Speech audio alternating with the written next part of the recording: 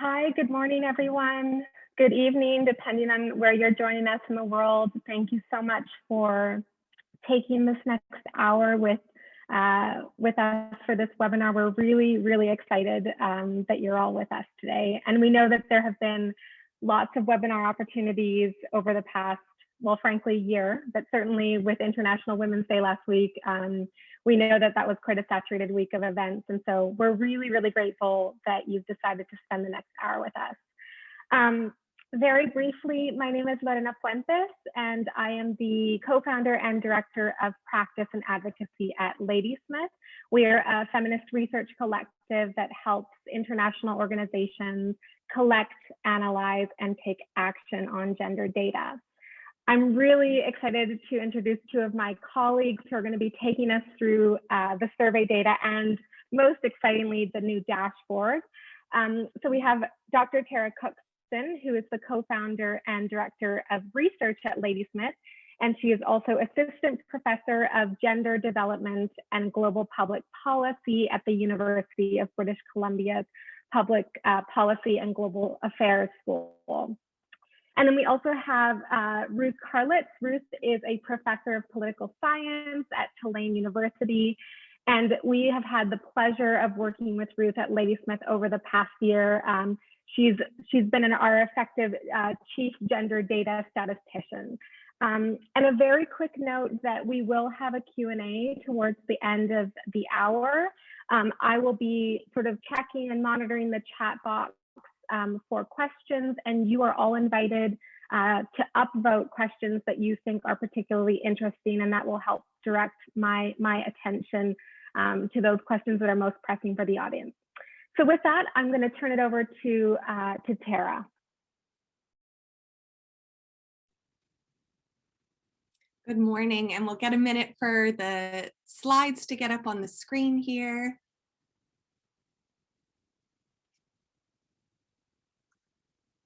Wonderful. Thanks so much, everyone, for joining. I'm the co-founder of Ladysmith, professor of gender development and global public policy at UBC, and I'm really excited to be here with you all this morning. As Lorena said, Ladysmith is a feminist research collective, and we work in the space of gender data to advance our mission of achieving a more just and caring world. And with that, we'll get right to the data. So in July of 2020, 4 months after the World Health Organization declared a global pandemic, Facebook invited over 460,000 Facebook users from across 208 countries, territories, and islands, and in 80 languages to answer 30 questions about gender equality at home. And the survey and the questions that were covered include attitudes and beliefs about gender equality, unpaid care and domestic work, resource allocation and decision making, and COVID-19 and its impact on everyday life.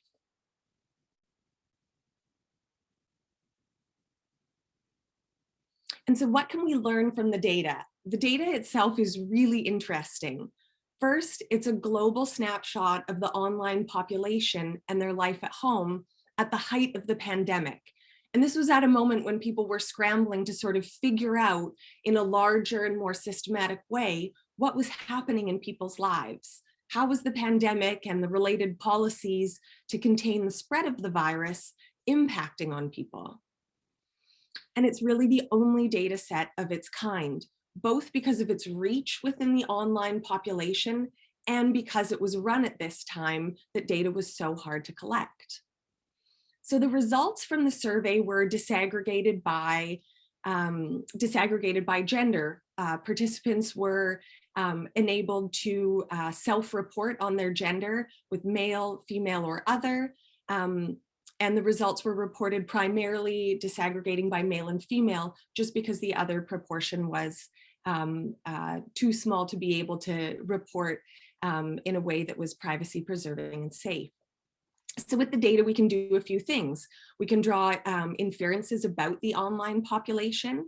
And that's because the responses of Facebook users were calibrated to represent the online population in the surveyed countries. And we can also compare the reported experiences of men versus women within the countries. And this includes about their attitudes and beliefs. And we got some really interesting findings, a number of which Ruth will help you work through today. But one of the ones that I found the most interesting was that actually the majority of male and female respondents across all world regions agreed with the statement that men and women should have equal opportunities at home, in education, and in employment. Of course, we know this doesn't exactly play out in everyday life, but even understanding that that belief as a belief that is majority held is pretty positive. So of course, we know that gender data alone doesn't catalyze change. It needs to be actionable, and in order to be actionable, it needs to be accessible. So at Ladysmith, we took Facebook survey data and collaborated with the data analytics firm Azavea, as well as Facebook's Project 17 team, to design a publicly accessible data dashboard. And that's what we're going to share with you here today. And so why a dashboard? Last year, Ladysmith interviewed academics and practitioners around the world who were working on gender equality across the 17 United Nations Sustainable Development Goals. And we specifically wanted to know if and how gender data gaps were impacting the work of these gender equality advocates. And if you're interested in learning a little bit more about this research, you can find the report. It's called Building Alliances on Ladysmith's website. So first we heard about gender data gaps, the quantitative and qualitative data that we just don't have on issues that would help inform better policies, better programs, better services. But we also heard about issues with access to quality data sets, that even when the gender data is collected, it isn't publicly accessible. Or if it's publicly accessible, it's not easily accessible, or it comes without clear guidance on the possibilities and limitations of its uses. What can we actually do with this data? What can we actually say that's rigorous and that's true to what the promise that the data holds? And so these are considerations that we've tried to address with this novel data set and the dashboard that we've designed around it. And so I'm really excited to share this dashboard with you today, as I know my colleague, Dr. Ruth Karlitz is. And so I'm going to pass over to Ruth now to walk us through some real world use cases.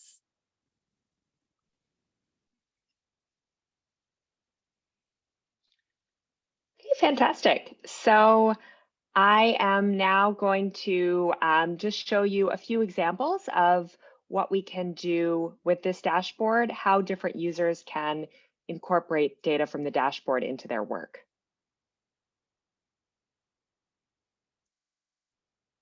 So we can go to the first use case.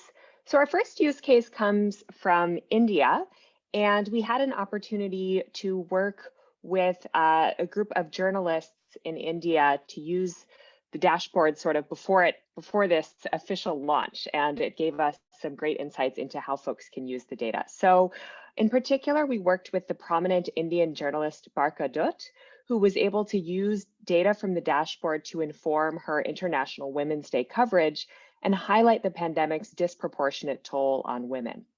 So this is her article that was published just last week. And her story from The Week magazine highlighted a few particularly salient pieces of evidence from the survey, which I've highlighted here. So she first notes the gender discrepancy in time on care activities for family members, and then notes how time on household chores has disproportionately increased for women as compared to men in India as a consequence of the pandemic. So how did Barka identify the relevant data points for her story? I'm going to take you under the hood and give you a brief tour of the dashboard to illustrate. So this is the front page that you just saw on Tara's slide. And what we've done here is I have some screenshots that basically I took as I was walking through this, and happy to answer questions at the end if anything is not clear. But when you get to the front page of the dashboard, you'll see a tab with countries and a tab with regions. So I'm going to stay in the countries tab for these examples, and you can start typing in the name of a country and you'll see it pop up. And so we selected India. And then you can select multiple countries at once, which I'll show an example of in a moment. But for now, let's say you're just interested in India, so you can go ahead and click the next button. And this takes you to a page where you can select questions. And there are a few different ways to search the questions. So the questions are organized in the same manner that they are in the survey questionnaire, which you can access by clicking that link. And you can also type into the search bar, just highlighting it there. So you can start typing a particular keyword of a question. But Barca and her team were particularly interested in unpaid caregiving. So they clicked that tab and then it unfolds all of the questions in that category. And so what I've done here is selected the two questions that were highlighted in her story. So the first is this question: on a typical day, how many hours do you spend on care activities for family members? And then the second question highlighted here is, how did the amount of time on household chores change during the COVID-19 pandemic compared to before? And so if we want to view the responses to those questions, you just hit next again, and you'll be taken to a page where you see the results. And so the results are shown initially in graphical format. And we can see in both of these charts, the black bar is considerably larger than the red bar, indicating a higher proportion of women responded in accordance with that question. So women on average report that they're spending more time on care activities, and a greater proportion report that their time on household chores has increased as a result of the pandemic. And if you go to the next slide, this will show us, go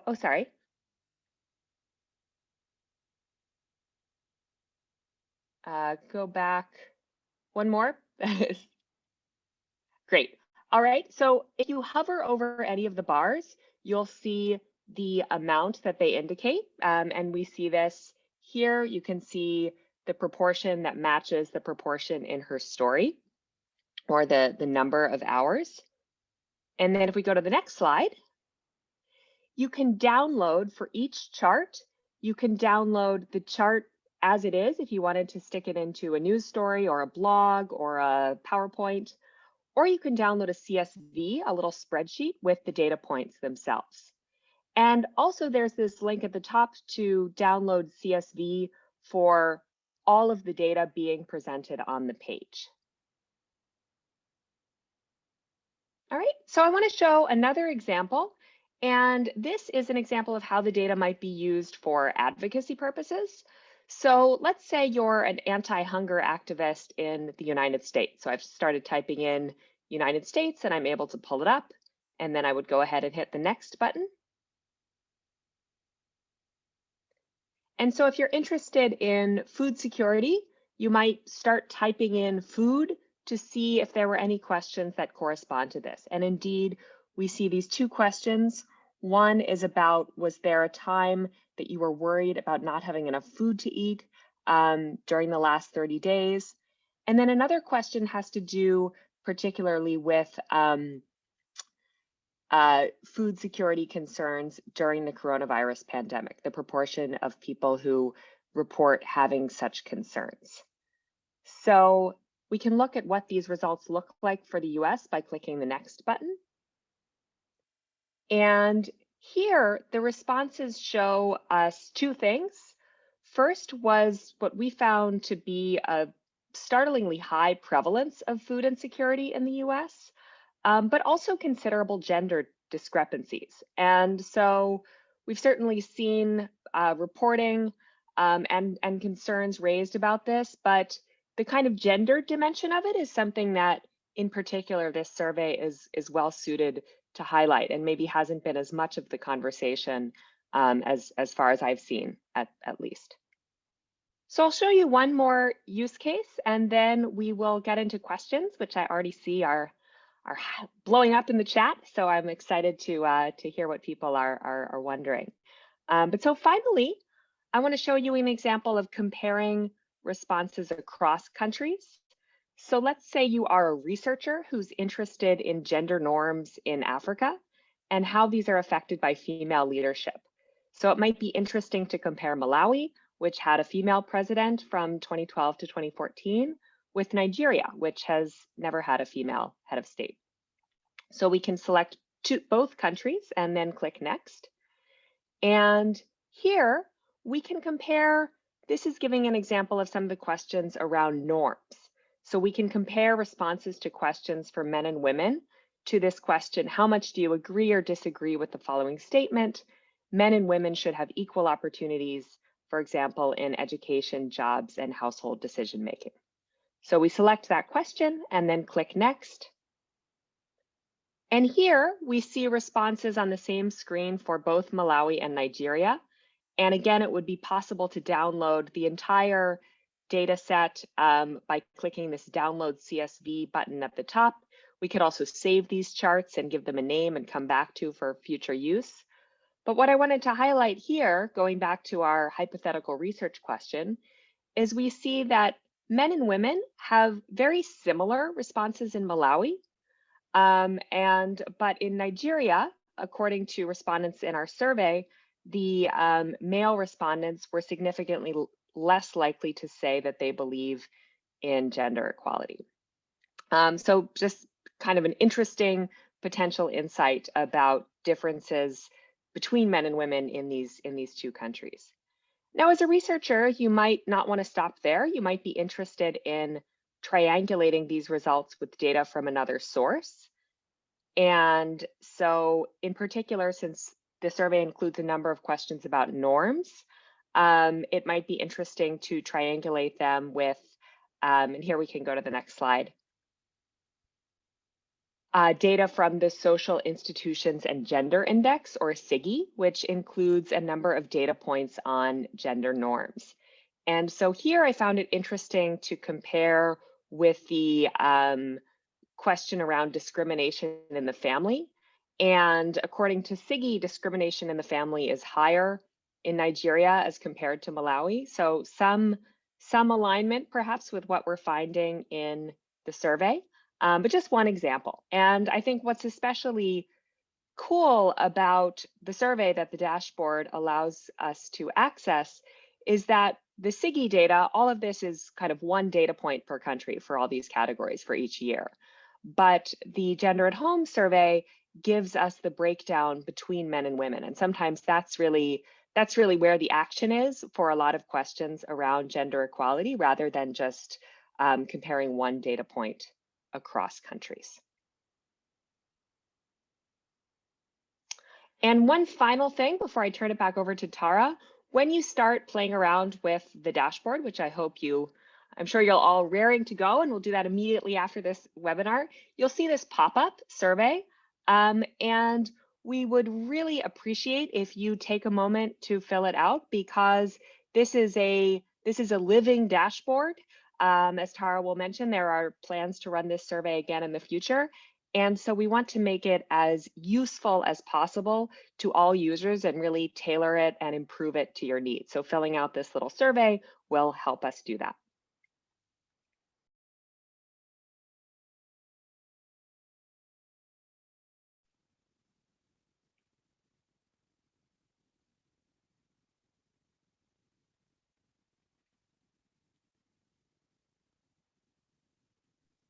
Great. So if you are interested in the survey data itself, and either as a researcher or as a practitioner, the country and regional level data are available publicly at the Humanitarian Data Exchange. And there's a link that we'll provide for that in the chat.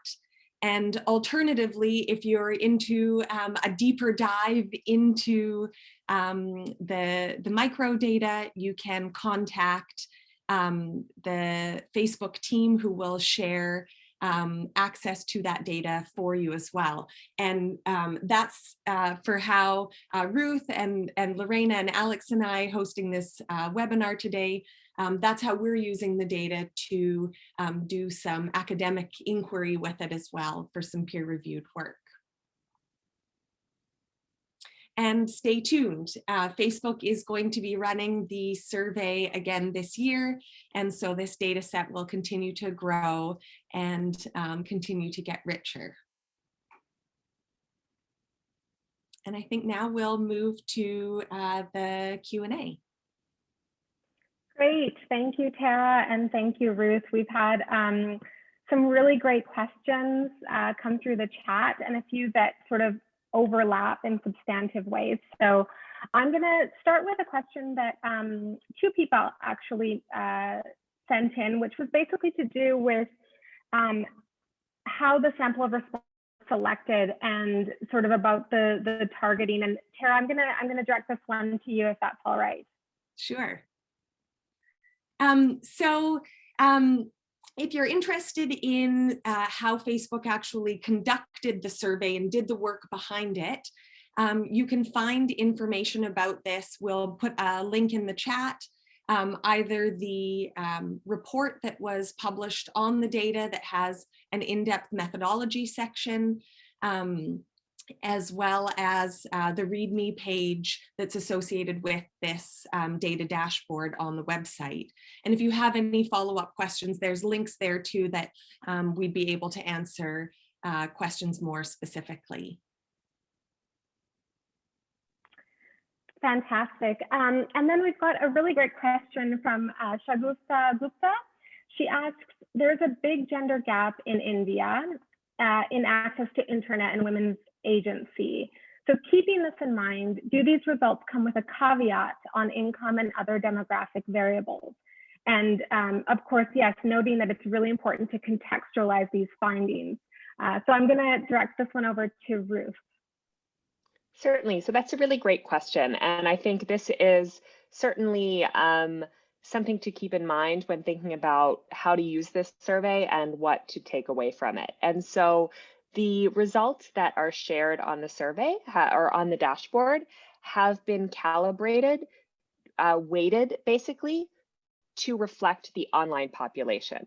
So to the extent that there are gender inequalities in who's online, those would be to an extent picked up in the results that get shared here. And I think there is, so certainly we can't use this survey, and this is something I underline to my colleagues all the time, we can't use it as a representative statistical picture of life in general in these countries. What we can say is something about the sort of most kind of useful thing we can say is differences between the men and women who are online.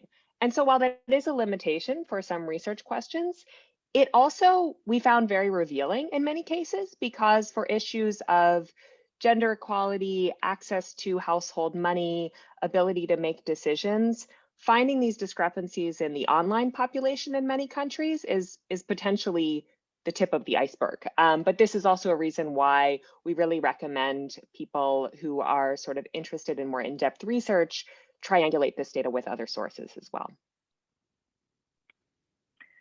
Fantastic. We have a question from Professor Maxine Molyneux, who is a dear old friend and mentor of Tara's and mine. So I'm going to field her question, which is, great resource. Do you know the age and education profile of respondents? So I will direct this one to Tara. Yeah, and these questions were asked during the survey process, and that data does exist, but for reasons of privacy preservation and being able to make sure that the survey is a safe research tool, that data isn't currently available.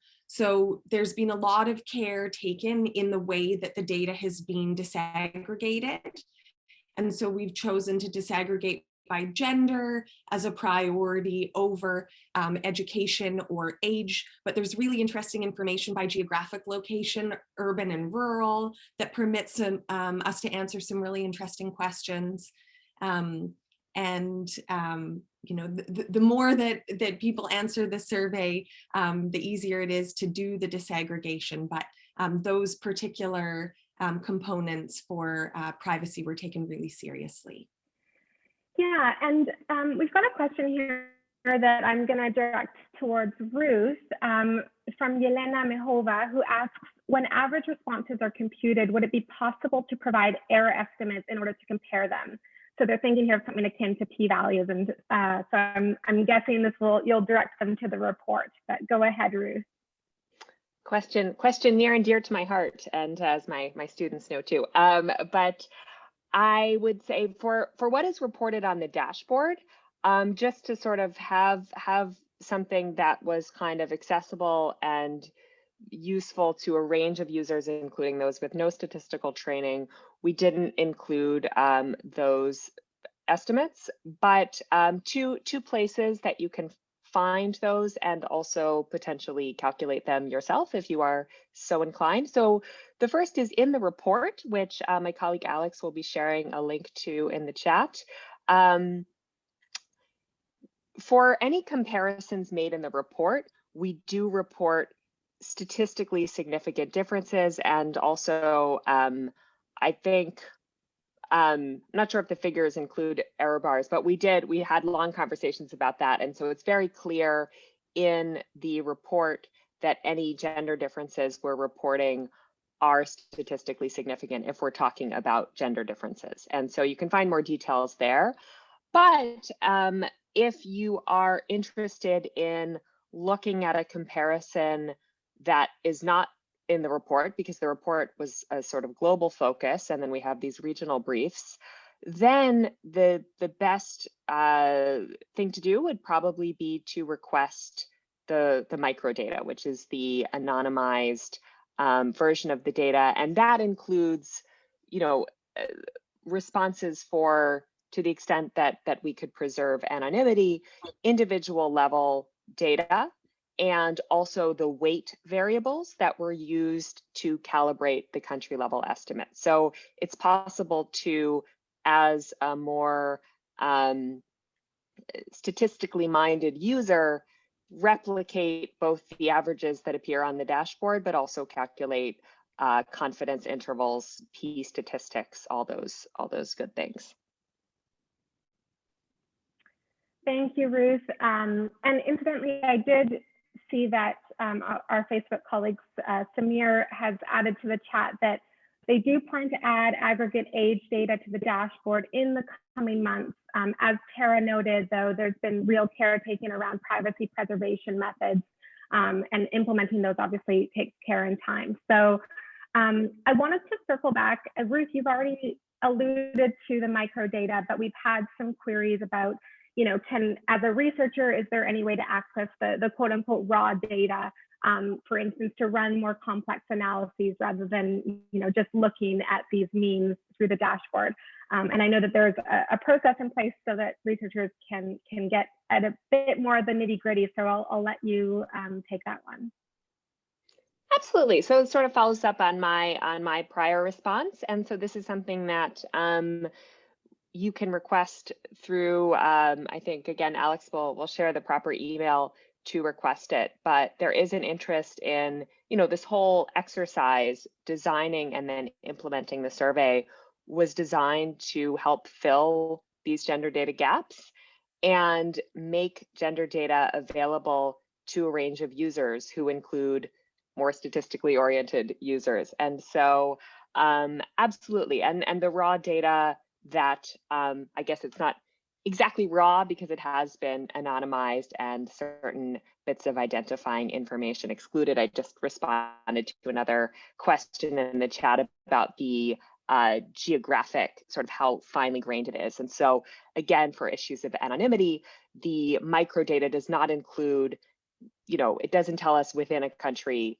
what city people are in or something like that, but there is a breakdown of urban versus rural, which in our explorations of the microdata so far, we've actually found some interesting, maybe we don't see a gender discrepancy writ large, but if we compare men and women in rural areas, all sorts of different ways to slice the data. And it also is accompanied with a code book so that you can get more information on each question, and further details on the methodology, again, are available in the report. And also, I think we'll share a link to a website where you can access that as well.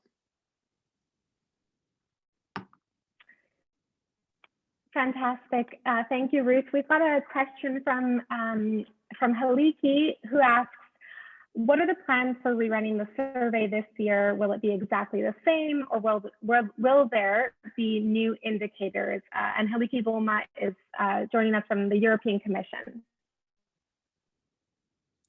It's a great question, Haliki. So the survey will include some questions that will be the same and some questions that will be different. And that's the great part about being able to iterate on this as well, is we've been able to gather feedback both from the partners who originally helped design the survey, that include not only us at Ladysmith, but also colleagues at the World Bank, at UN Women, and at Equal Measures 2030. Great feedback from them, as well as in sharing the survey reports, engagements like this over the webinars, and with some of the journalist and academic and policy and practitioner colleagues that Ruth mentioned. We've been able to get an idea of, okay, how might we tweak this to be more useful, or could we gather information on this, or what happens if we disaggregate this way. So the themes will likely remain broadly the same. We think these are themes that really matter for gender equality, and the actual nuts and bolts of the questions might change a little bit too. Thank you, Tara. I know that our colleague Alex Berryhill has been putting all of these resources into the chat. So that obviously we will also share those through our social media channels. But I think it's really important to, as much as possible, to better understand this survey data, to try and make use of the other resources that Ladysmith has been putting out there for the past year, the reports, the regional briefs, etc. I've looked into the chat and I'm not seeing any current questions, so I might turn it back to Ruth and Tara to see if they want to add any other qualifications or flag any other cool bits about this survey data or the dashboard. And I have a question for Ruth, but I also see that there was one more question here from Stephanie. Were there any participatory methods utilized? Were you able to get any feedback in the design or analysis from random individuals? So we didn't obviously engage with the survey participants themselves, but it definitely was participatory in the sense of working with organizations in the design of the survey and then the design of the dashboard itself, who work on gender equality across any number of the United Nations Sustainable Development Goals. So that in itself enabled some really interesting insights in, we really need questions, for example, on unpaid care, or it would be really helpful if we framed the norms questions in this particular way. So that at the kind of initiation of the survey design itself. And then when we got to designing the actual dashboard, we drew both on our own knowledge and experiences as researchers, and that includes mixed methods researchers. So Ruth, for example, is a brainiac in quantitative research And then Lorena and I are ethnographers. So on the kind of spectrum of different methods that can be used, I mean, we sit fairly far apart. But we were then able to sort of say, okay, you know, for folks like Lorena and I, what would we need for engaging with a data dashboard like this? And then what would be useful for Ruth when she's conducting her research and writing her papers? So we were able to, you know, to draw on those kind of grounded experiences, as well as consultations with practitioners and policymakers at a number of everything from grassroots institutions to UN institutions about the kinds of data and data access they need. So those two kind of participatory engagements. And at Ladysmith, we always draw on the feminist library, as we call it. So we looked a lot at the kind of work that's been published over the past couple of years in particular on access to data, on you know, the promises and limitations of open data. I'm sure a number of us on this call have read Catherine D'Ignacio and Lauren Klein's book, Data Feminism. So a lot of those principles from the responsible data movement to design this. I see there's another couple questions there, so I'll hold off on my question for Ruth for now, but Lorena, maybe if you can pause me. Yeah, yeah, famous last words. I said there were no more questions, and then a bunch of questions came in. So let's see here. So Yelena Mihova has another question, which is, have you tried repeating questions to gauge the consistency of responses?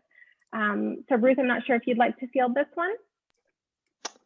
Sure. So I think I can speak less to the design. So maybe if Tara has something to add after I respond, I'll be happy to say more about that. But or I'll be happy for her to say more about that. But what I think I can say is that just in analyzing the data, there are certainly a number of questions on similar themes.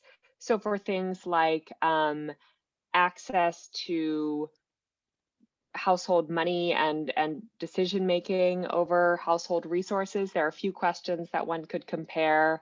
Something that I found particularly interesting when it comes to the construction and maintenance of social norms is that for a number of the norms questions, there are both questions around, for example, since I'm on a tear about access to household resources. So we have this question, how much do you agree or disagree with the statement, household expenses are the responsibility of the man, even if his wife can help him?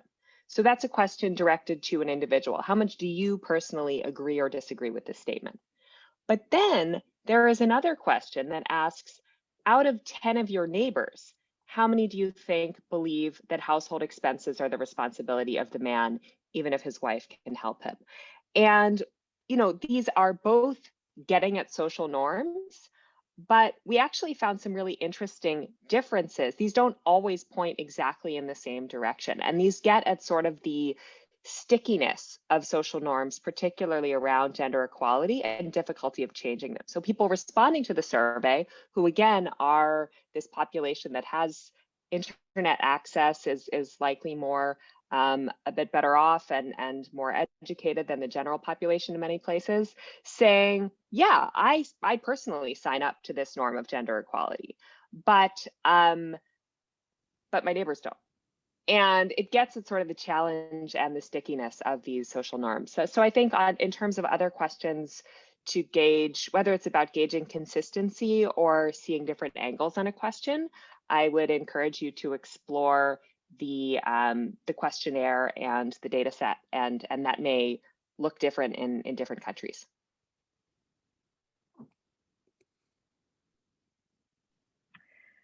So I think Tara had a question for Ruth, which I think the audience might find useful and interesting. So I'm going to turn it to you, Tara. So Ruth, you and I are both professors and have students that are curious about gender data that are thinking through a number of these different questions, also about gender equality and COVID and sort of what's going on, exploring it for their master's papers and their PhD thesis and their undergraduate courses. And I know you've been using this data set with your students as well. And I wonder if you can share a little bit about that process and that experience and what they sort of experience of it as well. Absolutely. So it has been really fun to bring this data into my classes. I've actually used it in both my undergraduate international development classes, and currently I'm teaching PhD level quantitative methods classes. And I actually see one of my students here, so he's obviously getting an A+ in the course. But in my undergraduate class, I actually directed students to the report and to the country level aggregates that were on HDX before we launched the survey. And so I had students writing papers where they chose a particular country, identified a particular development challenge, and then came up with a policy solution to address that development challenge. And I had a number of students who were interested in gender equality. And in particular, a number of them were interested in, for my international development class, I actually encourage students to look beyond what we typically think of as the developing world and see that there are these challenges around social development and equality in the rich world as well. And so I had students looking into gender equality in Israel, gender equality in Japan, and they found this survey really enlightening to see some of the gender discrepancies and some of the differences in expressed norms between men and women. So that's one example.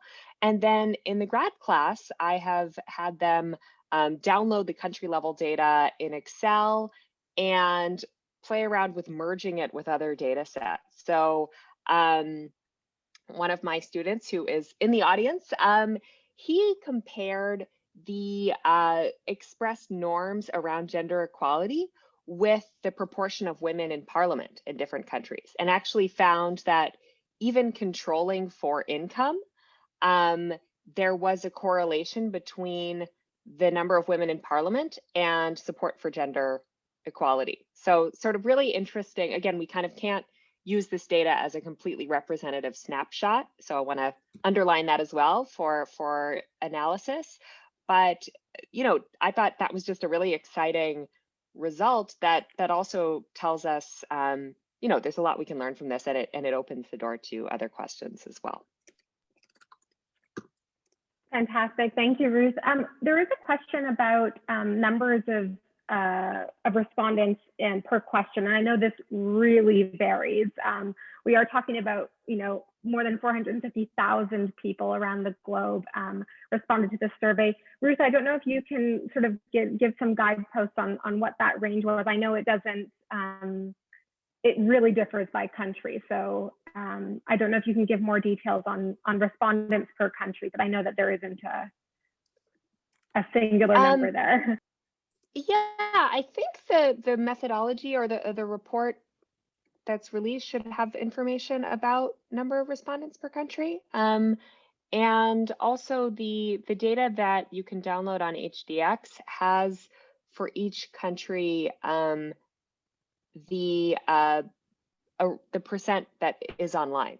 So you can get a sense of, in each country that was surveyed, what proportion of the population is online. And in the regional briefs, they also speak to differences between the online population and the differences between the general population and the surveyed population that's online. So some of the methodology documentation should answer some of those questions. And then, you know, deeper exploration is possible in the using the anonymized microdata.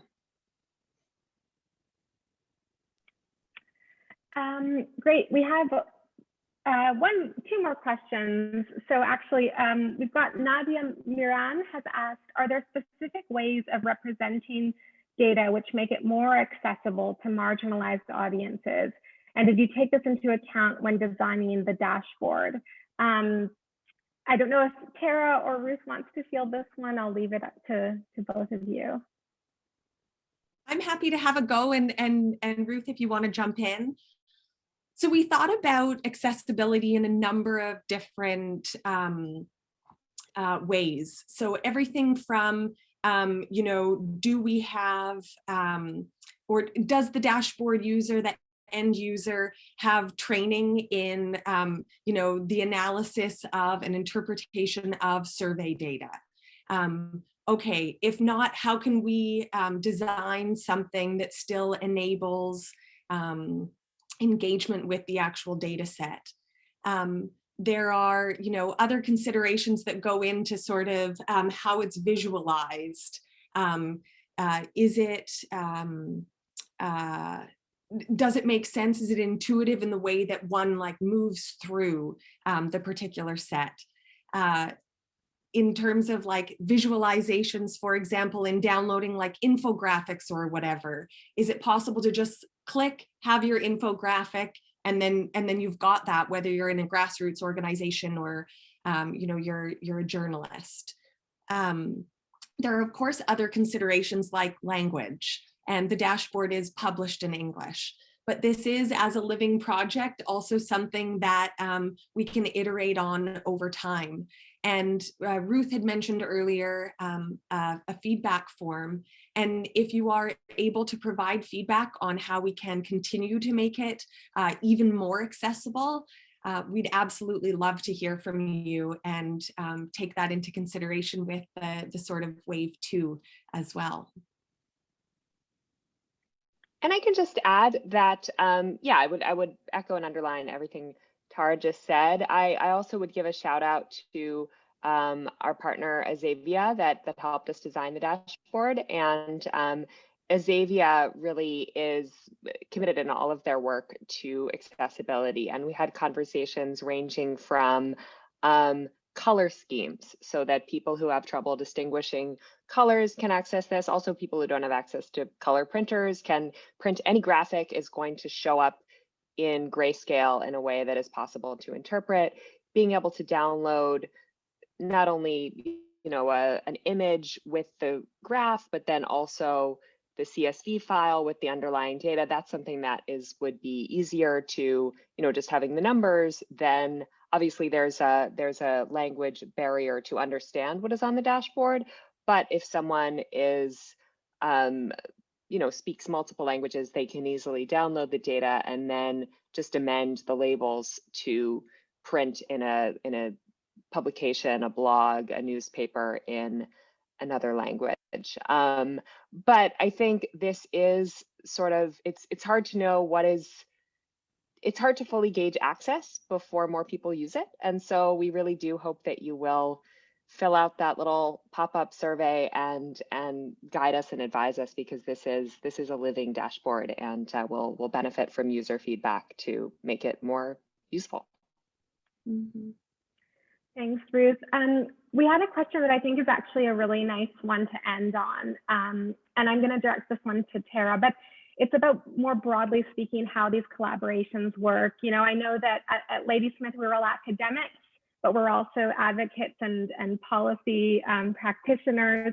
And so what is it actually like to collaborate on a gender data project like this when you have so many people with different hats on, tech companies, development organizations, and academics? So I'm going to direct that one to you, Tara. Yeah, absolutely. This is something that we think about a lot. This project and our involvement in it through Ladysmith actually came through a report that we wrote that was supported by Facebook and launched about this time actually last year, called Building Alliances.